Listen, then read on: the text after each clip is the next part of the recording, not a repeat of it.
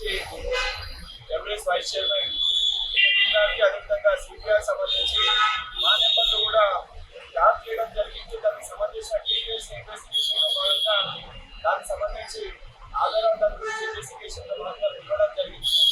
ఈరోజు మాట్లాడుతుంటే వాళ్ళు ఏదైతే జరిగిన విషయాలు ఏ నెంబర్స్ అయితే వాళ్ళు ట్యాప్ చేసిరో దాన్ని చూస్తుంటే రాజకీయం కోసం ఎంత నీచానికి టీఆర్ఎస్ పార్టీ సాగరించే కొంతమంది అధికారులు దిగజారిలో చాలా ఒక బాధ అనిపిస్తుంది.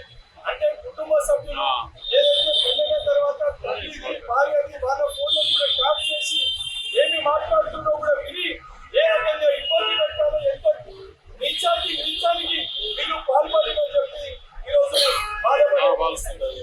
రాజకీయం చేయాలనిపిస్తే నిజంగా ఏదన్నా మీకు మా పైన ఒత్తిడి చేయాలనిపిస్తే ఆ నెంబర్లు ట్యాప్ చేసి అనుకోవచ్చు.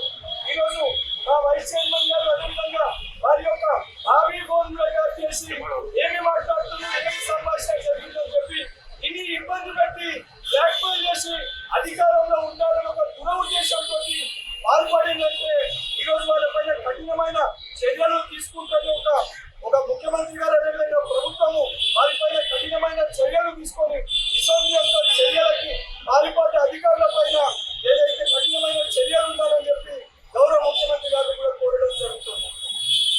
అదేవిధంగా దీనికి సంబంధించి ఆ రోజున్న అధికారంలో ఉన్న మాజీ ముఖ్యమంత్రి కానీ వాళ్ళకి ఏదైతే సంబంధించి వాళ్ళ కుటుంబ సభ్యులు కానీ దీనికి పాల్పడిన వాళ్ళు ఎవరున్నా కూడా మరి మీకు కుటుంబాలు లేవా?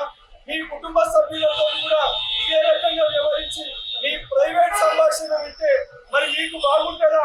అటువంటి చర్యలకి పాల్పడే ముందు మేము ఏమి చేస్తున్నాము, ఇది చేయడం కరెక్టా కాదా అని కనీసం ఇంగిత జ్ఞానం లేకుండా వ్యవహరించిన వారికి బుద్ధి రావాలి, బుద్ధి తెచ్చుకోవాలి అని చెప్పి కోరుతున్నారు.